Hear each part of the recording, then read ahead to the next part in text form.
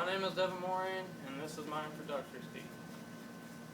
About 3 years ago, I had two of the most best friends that I could ever ask for. At least I thought. Two people who I trusted more than anyone else. But should I have?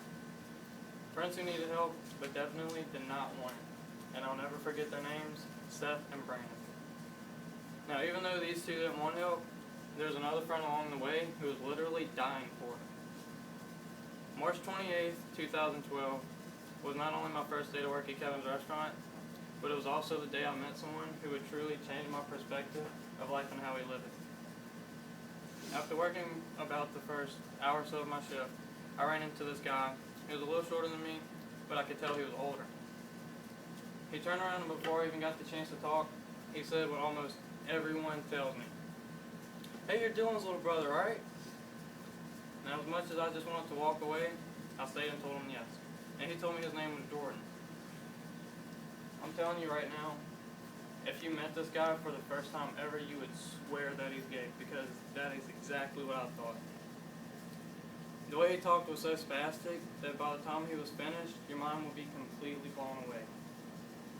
Think of an 8-year-old girl complaining to her mom about something she disliked, throwing her hands all over the place, but a 24-year-old guy acting that way.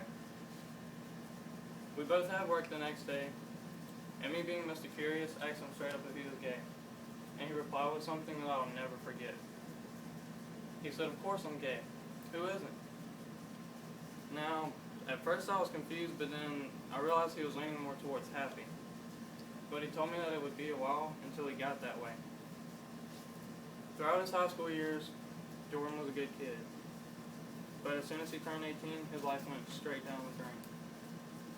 He started hanging out with so many wrong people, and that's whenever he first started smoking marijuana.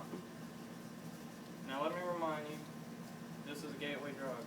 So about 2 months into it, he was wondering if there was something better. When he turned 19, he tried another drug, Lortab, which may help pain, but is also highly addictive and causes a much stronger reaction when one's not in pain.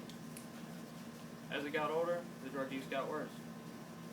And by the time he was 21, Jordan was taking Lortab, snorting a line of cocaine, smoking weed, and occasionally shooting up from time to time, until one night he reached his limits with everything and fell at his home from an overdosage. His girlfriend at the time called 911, got Jordan to the emergency room, and he came 2 minutes away from dying. But he never gave up and thankfully was revived. This very moment in Jordan's life changed everything. And as soon as he got well, he spent his time in a rehabilitation center up until a year ago, when he was finally clean and free from everything. And now he lives his life to the fullest. For the past 6 months, Jordan has been one of my most best friends, and it's changed the way I think about life significantly. From getting in trouble and coming close to death, to being one of the most polite, caring, and honest people I've ever met. Now, could you imagine coming that close to death and getting a second chance? I encourage you to live your life to the fullest.